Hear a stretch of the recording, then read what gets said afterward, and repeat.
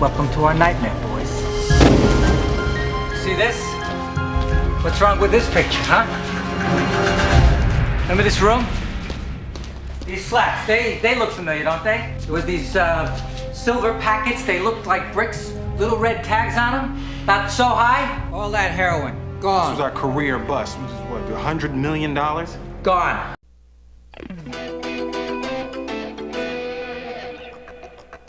Bad Boys is a 1995 comedy action film directed by Michael Bay in his directorial debut that would find large success and would help turn Will Smith and Martin Lawrence into major box office stars. Martin Lawrence stars as Marcus Burnett, a Miami narcotics detective married to his wife Teresa, played by Teresa Randall, with 3 children.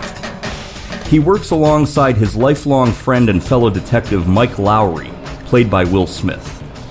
Unlike Marcus, Mike was left a trust fund by his family, allowing him the money for fast cars and flashy clothes.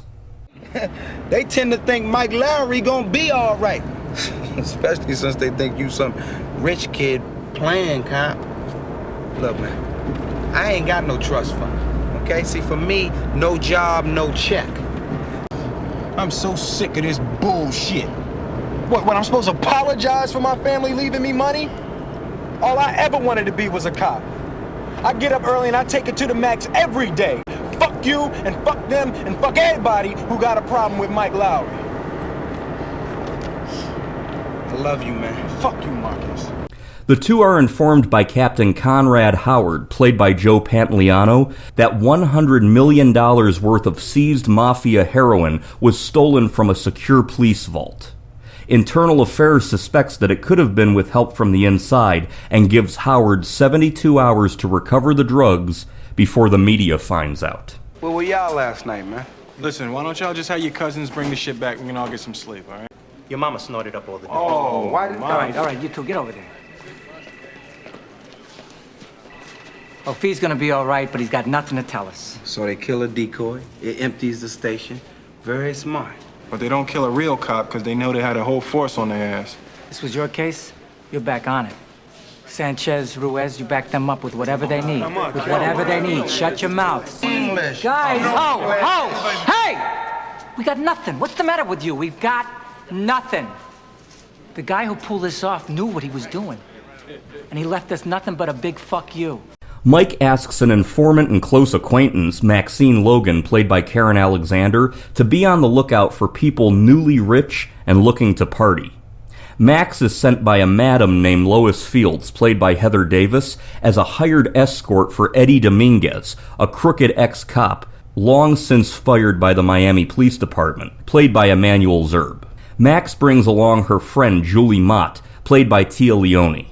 Julie is not an escort and finds herself wanting to leave the party. 10 minutes, we're out of here. 5. Julie, 1 drink. Hey, what's the whispering about? 1 Stay sip. here. Soon, the party is interrupted by the arrival of French drug kingpin boss Fouché, played by Checky Cargo. He and his 3 henchmen, Casper, Ferguson, and Noah, played by Frank John Hughes, Vic Manny, and Mark McCauley, arrive angry at Eddie. I see you treat yourself well, Eddie. Yeah.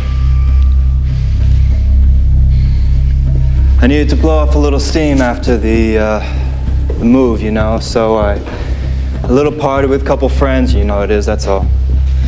I was gonna invite you guys. Invite? Looks like I'm catering this. Julie, from upstairs, witnesses Fouché murder Max. You were a cop for so long, you should know hookers talk. You couldn't wait 4 more days until I made the deal. We're so friends. What are you guys doing? You pissed them off. You use a smaller gun, you got blood on me again. Hey, somebody's up there, upstairs. A chase ensues and Julie barely manages to escape. Find out who she works for and find out where she lives. Mike and Marcus later arrive at the scene. Mike goes to check in on the Madam Lois Fields, only to be attacked by henchman Noah. 21-2, request backup, 614 Reach Road. 21-2 backup.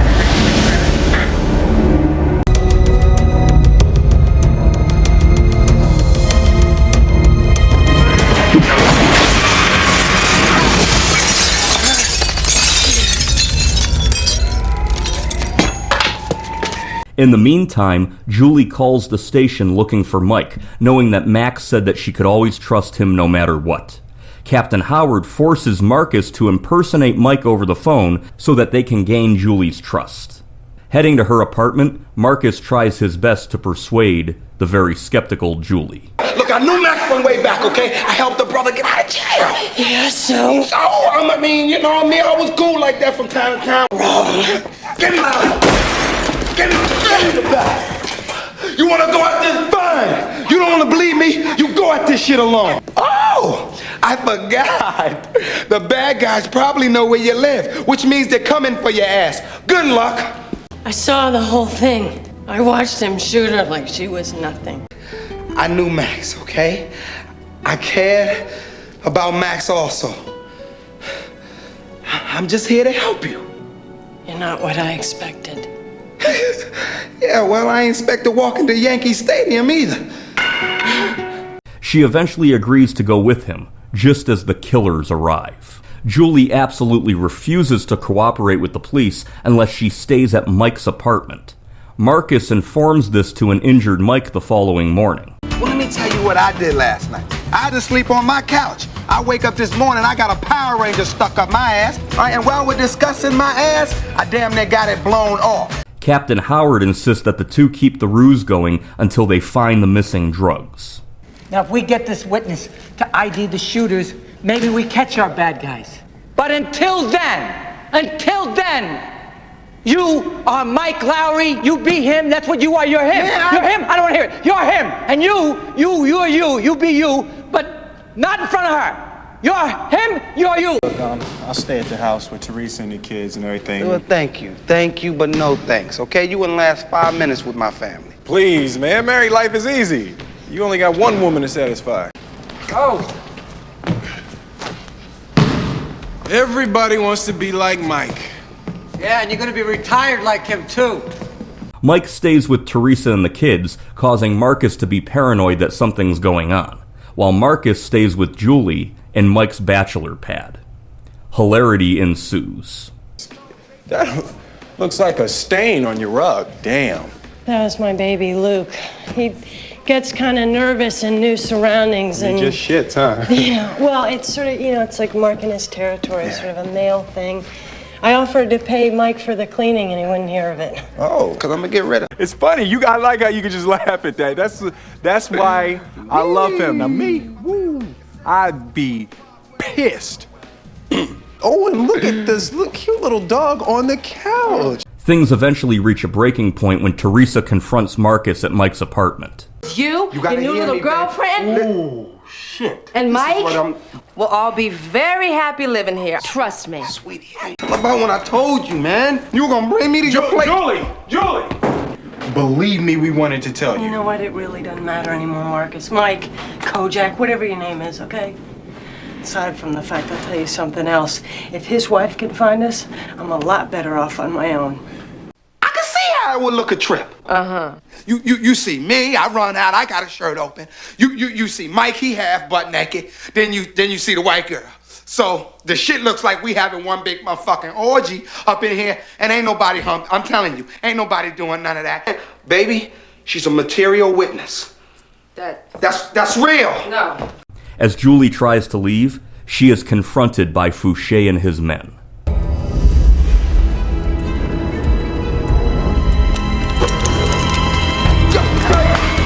Julie, get down!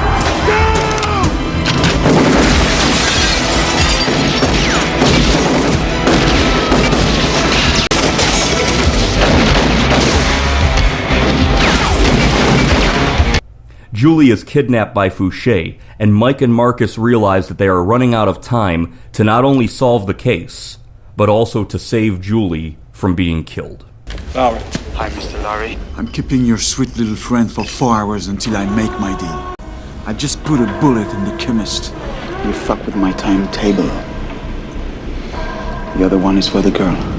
Okay. Son of a bitch! The original title for this movie was Bulletproof Hearts, and was written for actors Dana Carvey and John Lovitz because they were very popular with their work on the NBC series Saturday Night Live. Apparently, producer Don Simpson arranged a trip for the actors to go see him in Las Vegas to celebrate the upcoming movie, but Dana Carvey was so horrified by the notoriously wild Don Simpson that he withdrew from the project altogether, sending the film into turnaround and causing the rights to go from Disney to Columbia. The building used for the police headquarters is actually the county courthouse for Dade County, Florida.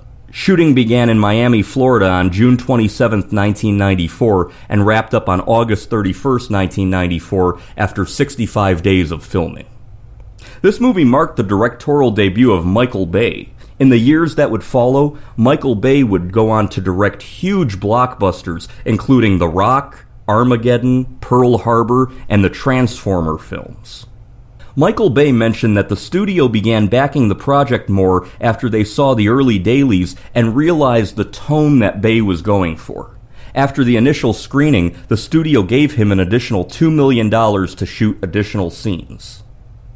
The opening scene where Mike and Marcus are held up by two carjackers was shot in Los Angeles weeks after the filming had been completed. Columbia and Michael Bay wanted a better, more comedic introduction to the two lead characters than what was in the original film. Bad Boys would be Columbia's biggest hit movie in 1995.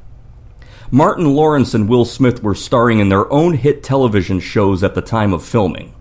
Martin Lawrence had Martin on Fox Network, and Will Smith had The Fresh Prince of Bel-Air on NBC. According to Michael Bay, Sony bought the rights to the script from Disney for $3 million. Martin Lawrence had signed on at that point, and the studio wanted to team him with Arsenio Hall. Bay decided to replace Hall with Will Smith after he noticed the potential for Will Smith's star power from The Fresh Prince of Bel-Air. Arsenio Hall ended up turning it down anyways and said that choice was one of the worst mistakes he ever made. Marissa Tomei was considered for the role of Julie Mott. The role would go to actress Tia Leoni. Michael Bay didn't like the script and often engaged Will Smith and Martin Lawrence in discussions about how the dialogue and scenes could improve. He allowed them to improvise a lot while the cameras were rolling. The 4-barrel pistol that Fouché pulls out just before being killed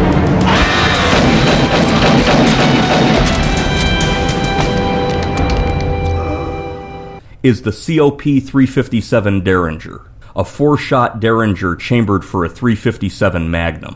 The title of the movie is based off of the title of the 1987 song Bad Boys by the Jamaican reggae band Inner Circle.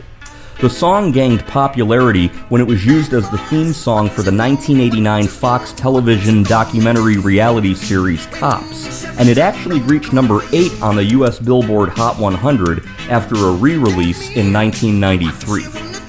Bad Boys released into theaters on April 7th, 1995, and was a box office hit, grossing a worldwide total of $141.4 million. This movie had a decent charting soundtrack as well. The single Someone to Love by John B. featuring Babyface reached number 10 on the US Billboard Hot 100, and Jamaican singer Diana King would score a huge hit with the song Shy Guy from this movie. I remember hearing this song on the radio, in stores, everywhere in the summer of 1995. It would reach number 13 on the US Billboard Hot 100 in July 1995.